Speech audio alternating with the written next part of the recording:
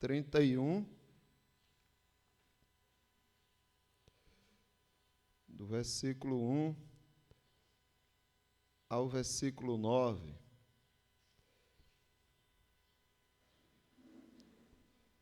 Que diz assim a palavra de Deus: Ai dos que descem ao Egito em busca de socorro e se estribam em cavalos que confiam em carros, porque são muitos, e em cavaleiros, porque são muito fortes. Mas não atentam para o Santo de Israel, nem buscam ao Senhor. Todavia, este é sábio e faz vir o mal, e não retira as suas palavras. Ele se levantará contra a casa dos malfeitores e contra a ajuda dos que praticam a iniquidade. Pois os egípcios são homens, e não deuses. Os seus cavalos, carne, e não espírito. Quando o Senhor estender a mão, cairão por terra tanto o auxiliador como o ajudador, e ambos juntamente serão consumidos. Você já ouviu falar em um ensino, em uma doutrina herética chamada de deísmo? O deísmo ensina que Deus existe, porém, ele não tem mais nenhum compromisso com sua criação. O deísmo ensina que Deus criou todas as coisas, de fato, porém, ele agiu como um relojoeiro que deu cordas, deixou de lado e foi viver a parte da sua criação, não se envolvendo com nada das suas criaturas. O deísmo falha terrivelmente, porque não apresenta de fato quem é Deus e como Deus age. A prática dos infiéis, a prática do Senhor e a prática dos fiéis é o que nós vamos ver hoje. Todos tomam alguma posição e todos fazem escolhas. E todos aqui são pessoas que agem de alguma forma.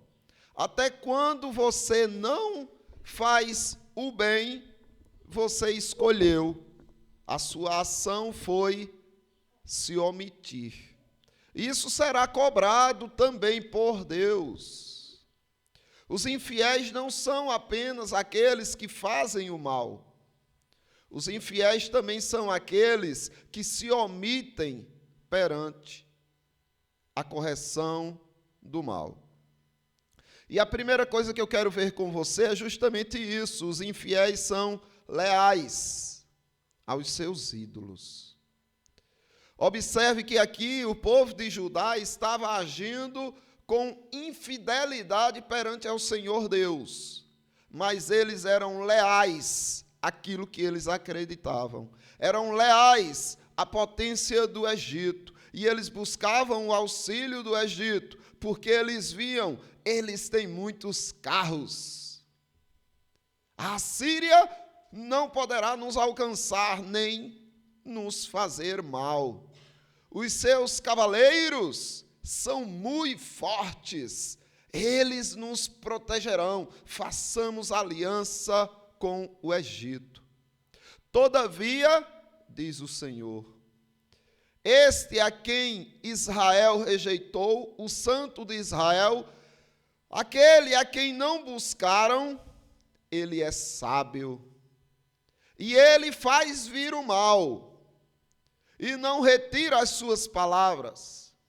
Ele se levantará contra a casa dos malfeitores e contra a ajuda dos que praticam a iniquidade. Então, o Deus dos deístas é um Deus mentiroso, é um Deus enganador, é um Deus falso. Porque o Deus verdadeiro é um Deus que age contra aqueles que vivem na soberba, e também contra aqueles que buscam ajuda naquilo que não é Deus. E quando eles se levantarem e estender a sua mão, observem, cairão por terra tanto o auxiliador como o ajudado. E ambos juntamente serão consumidos. Então aqui você observa os infiéis sendo leais àquilo que acreditam. Não acreditamos que Deus pode fazer muito, não. Deus pode estar ocupado, Deus tem coisas mais importantes para fazer. Então sempre haverá uma desculpa para se isentar da sua responsabilidade, do seu temor diante de Deus. Era o que Judá estava fazendo, buscando auxílio, e como já vimos em alguma ocasião, nesse mesmo contexto de Isaías, eles diziam, não, para que vamos enfadar ao Senhor? Vamos não, incomodar o Senhor não, a gente mesmo resolve isso aqui. Mas eram desculpas para eles se isentarem da confiança que tinham que ter perante o Senhor. Deus, não o Egito, deveria ser a defesa de Jerusalém. Porém, Jerusalém estava sendo leal demais a seu orgulho, a sua vaidade, aos seus pecados. Eles confiavam na força humana mais do que na força de Deus. E por causa disso, tanto o Egito, que serviam aos falsos deuses, deveriam ser severamente punidos, quanto aqueles que diziam servir ao Senhor, mas que confiaram no poder do Egito acima da proteção do Senhor. Eles não estavam sem opção, irmãos. Não é aquela questão de dizer assim, mas também eu não tinha o que fazer, não é? Pelo contrário, eles tinham a maior, única e perfeita opção, que era buscar ao Senhor, recorrer ao Deus Todo-Poderoso para escaparem da desgraça que estava por vir. Não só o Egito não teria capacidade de ajudá-los, mas recorrer a ele, ao Egito, seria necessariamente rejeitar ao Senhor. À medida que eles buscavam o Egito, eles não estavam só pecando, confiando nos homens, eles pecavam também não se rendendo, nem confiando no poder do Deus de Israel. Qualquer meio, irmãos, que não aproxime vocês, que não te aproxime do Senhor, qualquer caminho, qualquer meio, qualquer escolha, será tido pelo Deus Todo-Poderoso como uma rejeição ao seu grandioso nome. Tudo que você escolher. Não significa que você não pode ter meios intermediários para se beneficiar, para se defender. Isso daí não entra em conflito com a dependência de Deus. Mas o que atrapalha a sua vida é você fazer qualquer escolha sem visar o interesse do Senhor, sem estar centrado e confiante na glória do Senhor. Alguns meios que envolvem o abandono e a confiança no Senhor fará com que você seja tido por infiel. Mas muitas vezes o homem é leal àquilo que acredita lá no íntimo. Então o homem muitas vezes faz escolhas que não tem nada a ver com a palavra de Deus ou com a glória de Deus, e fazem isso de uma forma sucinta, tranquila, sem peso na consciência. Por quê? Porque talvez já tenha cauterizado a sua consciência. Talvez não tenha percebido o quão perverso é deixar de juntar com o Senhor. E os ímpios são leais aos seus ídolos. Observe em Isaías 41, versículo 6, que é um versículo que muitos usam entre irmãos, mas sem entender o contexto. E muitos irmãos dizem assim: um ao outro ajudou, e ao seu próximo disse: sê forte, não desista, não desanima, seja forte, ajudemos-nos uns aos outros. O contexto aqui é de infidelidade. O contexto aqui é de amor e fidelidade aos ídolos. Pois o versículo 7 diz: assim o artifício anima ao ourives, e ao que alisa com o martelo, ao que bate na bigorna, dizendo da moldura: está bem feita. Então, com pregos, fixa o ídolo para que não oscile. Percebe que os ímpios, eles se unem para serem leais àquilo que eles acreditam. Se o Deus do ímpio é o dinheiro, eles vivem intensamente para o dinheiro. Se o Deus dos ímpios é a beleza, eles vivem intensamente em busca da beleza. E praticam esportes, e fazem plástica, tudo que estiver voltado com a beleza, eles assim o fazem. Eles são leais a tudo que eles devotam. Porém, o povo de Deus, o que tem feito? O quão fiel ao Senhor você tem sido? Você dedica mais esforço ao teu Deus, à casa dele, aos interesses dele, do que você dedica esforço aos teus próprios interesses? Porque você não deveria dedicar um esforço sequer aos teus próprios interesses, mas que os teus próprios interesses estivessem em conexão, ligados ao interesse de Deus. Tudo que for só teu é ídolo. E tudo que for teu diante do Senhor é do Senhor e é teu.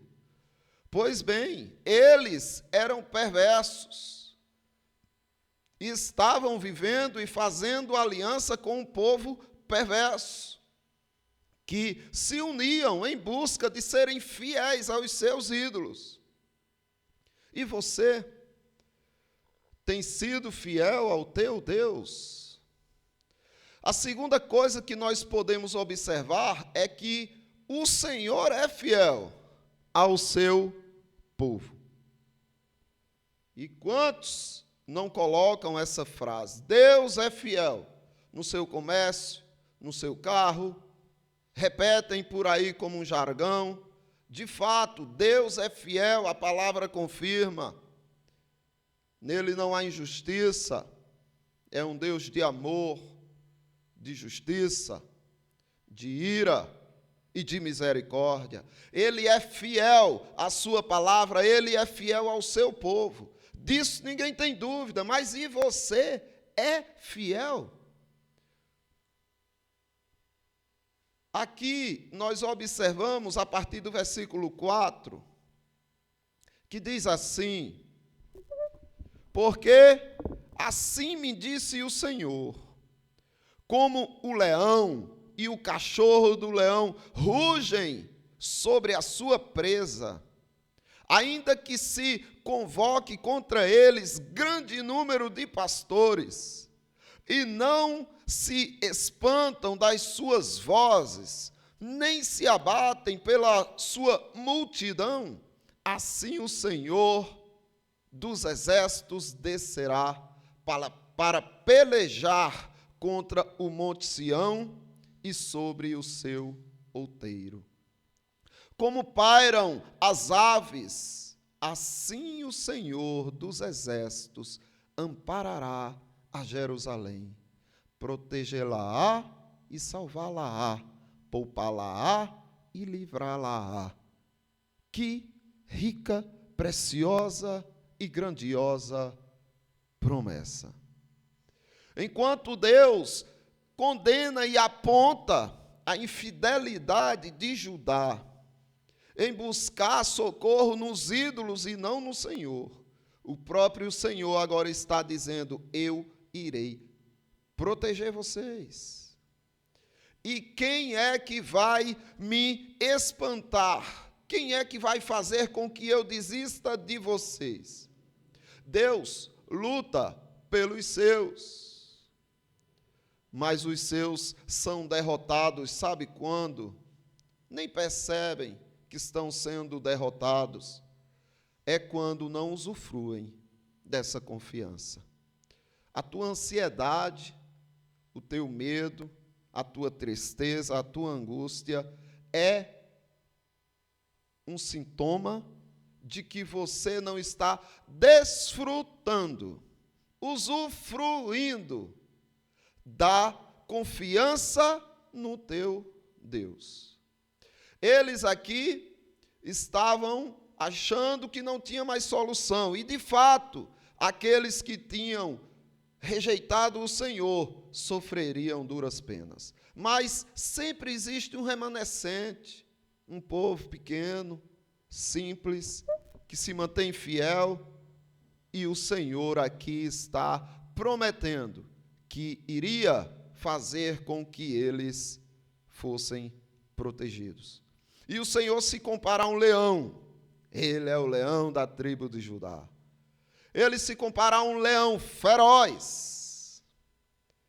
Um leão feroz que protege a sua presa. E ele pergunta: quem é que com gritos vai espantar um leão que está protegendo a sua presa? Quem vai espantar o leão?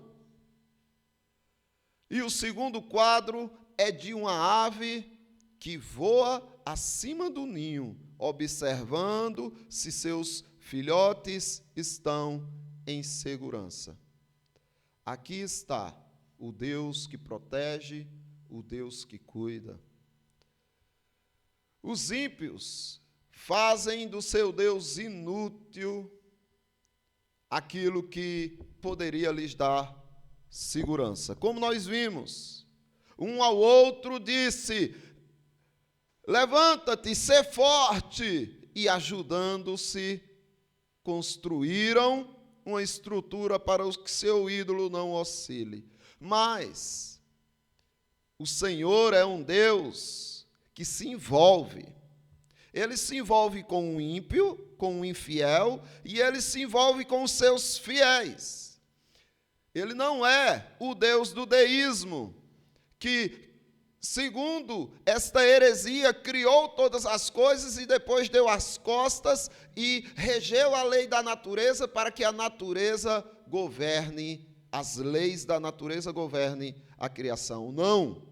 Ele é quem sustenta as leis da natureza, ele se envolve com os infiéis para denunciá-los, para destruí-los. E ele se envolve com os seus fiéis para protegê-los e deles cuidar. O mesmo texto que fala de como os ímpios são leais aos seus ídolos. Também, na continuação dos versículos de Isaías 41, agora a partir do 8, ele diz: mas tu, ó Israel, servo meu, tu, Jacó, a quem elegi, descendente de Abraão, meu amigo, tu, a quem tomei das extremidades da terra e chamei dos cantos mais remotos, a quem disse: tu és o meu servo, eu te escolhi e não te rejeitei. Não temas, porque eu sou contigo. Não te assombres, porque eu sou o teu Deus. Eu te fortaleço, eu te ajudo e te sustento com a minha destra fiel. Eis que envergonhados e confundidos serão todos os que estão indignados contra ti, serão reduzidos a nada. E os que contendem contigo perecerão. Aos que pelejam contra ti buscá-lo-ás, porém não os acharás. serão reduzidos a nada, e a coisa de nenhum valor os que fazem guerra contra ti. Porque eu, o Senhor, teu Deus, te tomo pela tua mão direita e te digo: não temas, que eu te ajudo.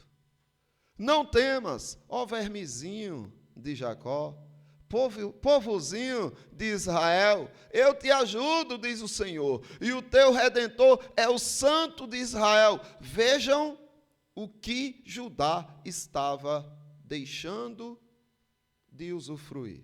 Veja a quem Judá estava rejeitando, porque queriam confiar naquilo que os olhos lhes mostravam. O leão de Judá não pode ser afugentado. Os rebeldes que odeiam o povo de Deus são como batedores de panelas tentando espantar um leão feroz que protege a sua presa. E o Senhor também é aquele cuidador que está acima de você, olhando detalhadamente cada passo, cada coisa que acontece contigo. É tão lindo ver como o Senhor agiu, protegendo Estevão, quando Estevão tinha pregado a palavra, que os homens perversos o odiaram, lançaram fora da cidade e o apedrejaram até a morte. Antes de morrer, ele pede que o Senhor não impute àqueles homens os pecados que eles estavam cometendo ali. E depois ele diz que olha para os céus e vê os céus abertos, e o Filho do Homem em pé à direita de Deus Pai. Isso é uma linguagem única, porque em toda Escritura, aonde você vê Jesus Cristo ressurreto, ele está sentado à direita de Deus Pai. E dessa vez, ele vê Jesus Cristo em pé à direita do Pai. É como se dissesse justamente isso. Olha, em todo o tempo o Senhor está no seu trono e cuidando do seu povo, mas quando o seu povo está em perigo e passando por dores e apertos, ele se levanta para testemunhar de pé quem é o louco que está perseguindo, afligindo, causando mal a um fiel do seu reino. E a terceira coisa que precisamos entender é que a prática dos infiéis, a prática do Senhor e a prática dos fiéis é que os escolhidos são fiéis ao seu Senhor.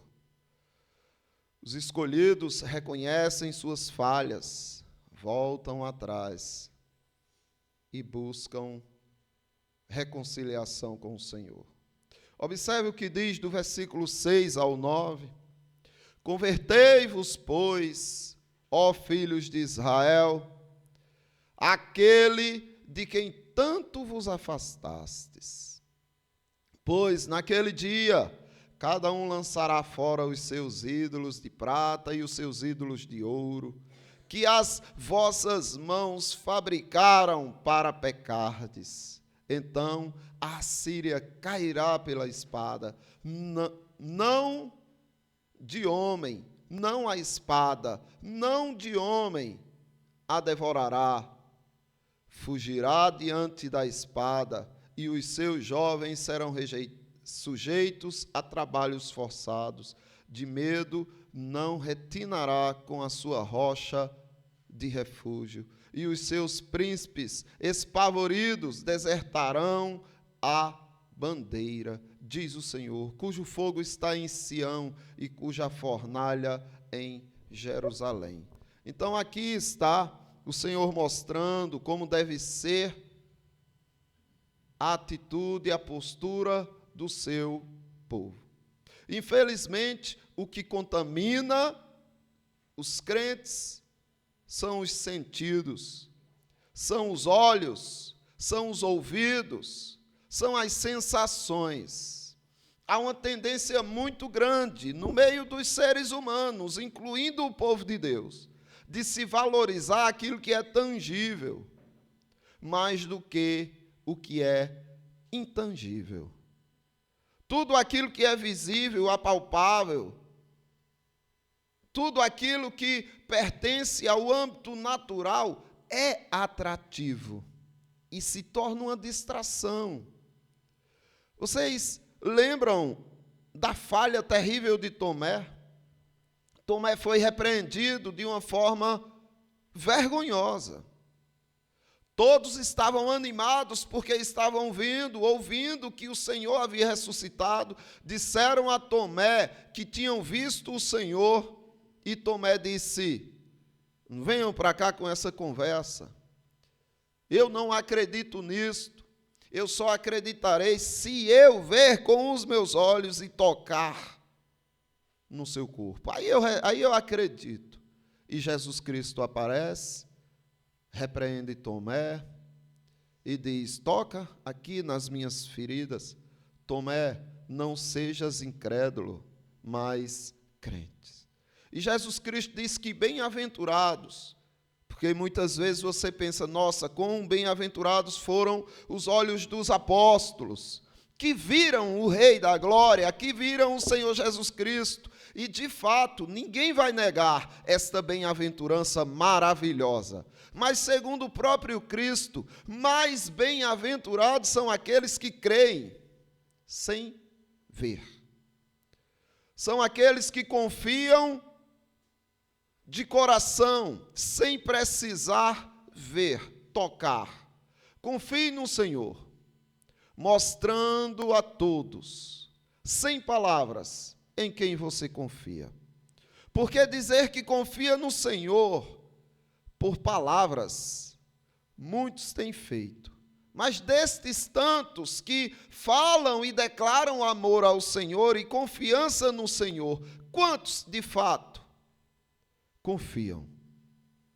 E se as pessoas resolvessem analisar a sua vida com Deus, não pelo que você fala, mas e se elas fossem observar em você, elas diriam que você é um crente pelo teu comportamento? Elas diriam que você é alguém que confia no Senhor pela segurança que você tem em Deus? Confie no Senhor. Confie seus filhos ao Senhor. Seguir o Senhor é em si uma forma de confiar. Confiar seus filhos ao Senhor. Afinal, seus filhos levam com eles muito daquilo que observam em você. As crianças observam os adultos, principalmente seus pais. E o que elas diriam se elas soubessem argumentar? Papai, mamãe, vovô, vovó, nossa, como eles confiam em Jesus. Eu quero confiar igual eles. É assim que você confia em Cristo Jesus? Tudo que você faz, toda escolha, toda opção, toda atitude que você tiver, precisa construir sua relação com Cristo. Não faça nada que não sirva para você crescer em Cristo Jesus. Não faça nada. O apóstolo Paulo aos Coríntios, na sua primeira epístola, capítulo 3, do versículo 2, ele diz que se alguém edifica outro fundamento, se alguém edifica sobre o fundamento, ouro, prata, pedras preciosas, madeiro, feno, palha, manifesta se tornará a obra de cada um, pois o dia a demonstrará, porque está sendo revelada pelo fogo. E qual seja a obra de cada um, o próprio fogo aprovará. Se permanecer a obra de alguém que sobre o fundamento edificou, esse receberá galardão.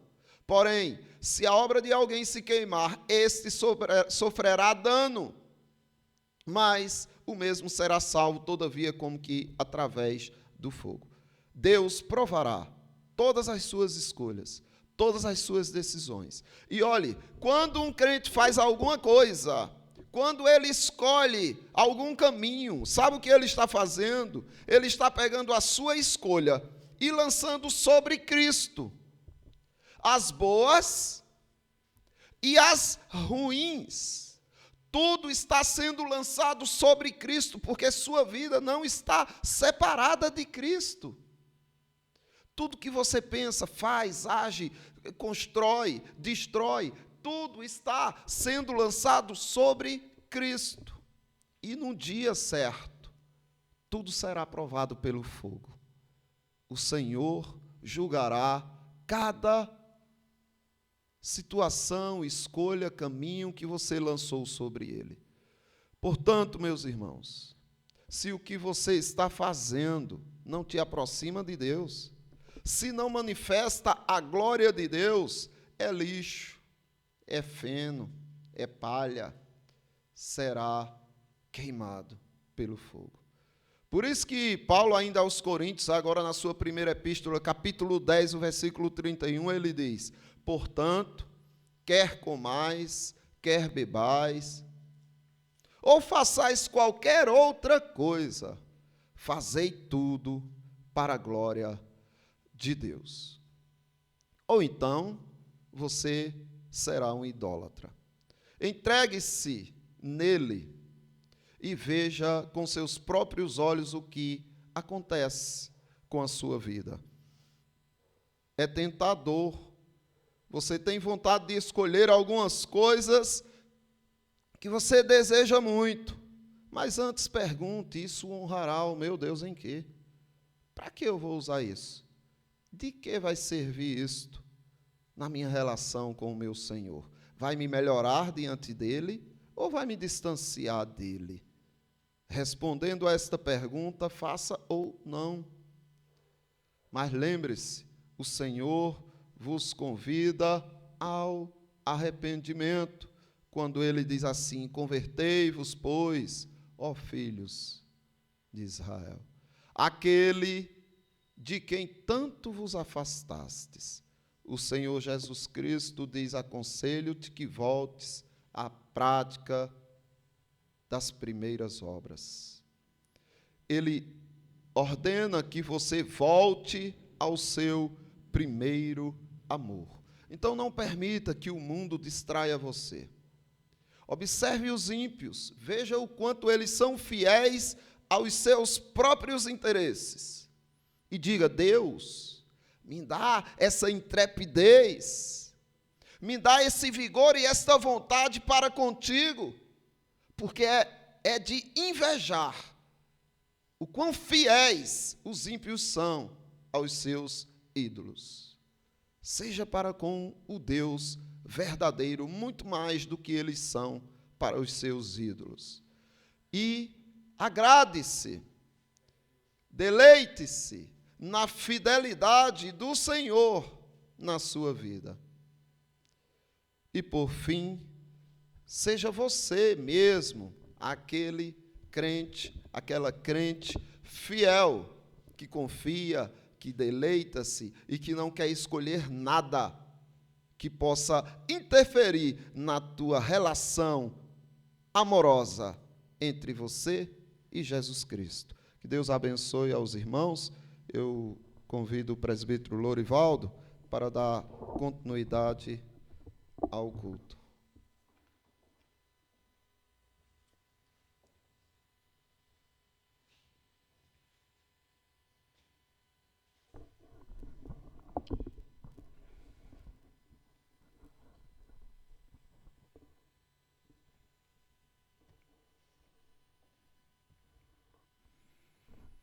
Chegamos à quinta parte do culto. Como resposta à congregação, meus irmãos, a ti respondemos.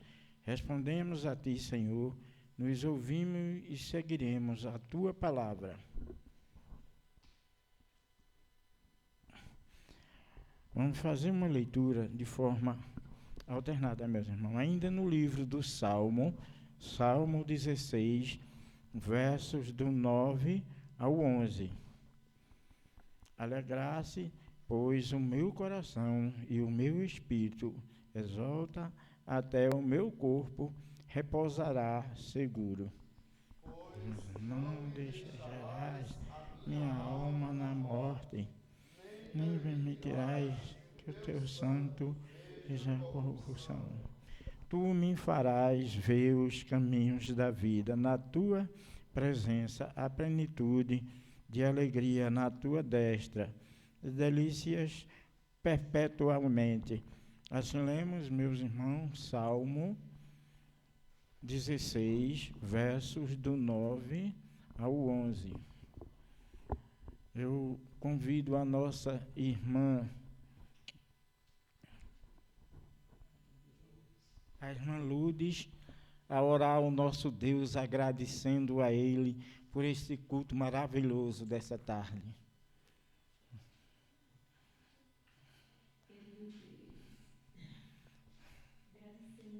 Amém, Senhor.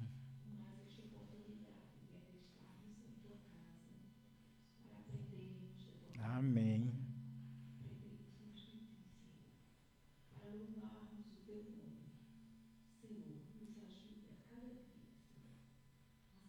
Amém, Senhor.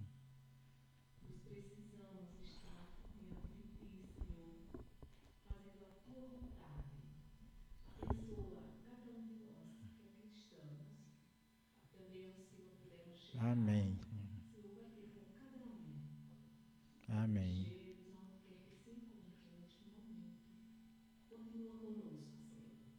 Amém, Senhor Deus.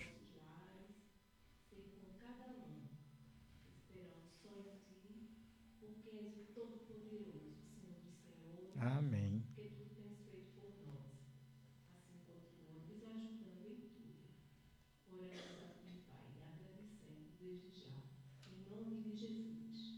Amém. Convido o nosso pastor Adalberto Gino de Macena para as considerações finais e a bênção apostólica.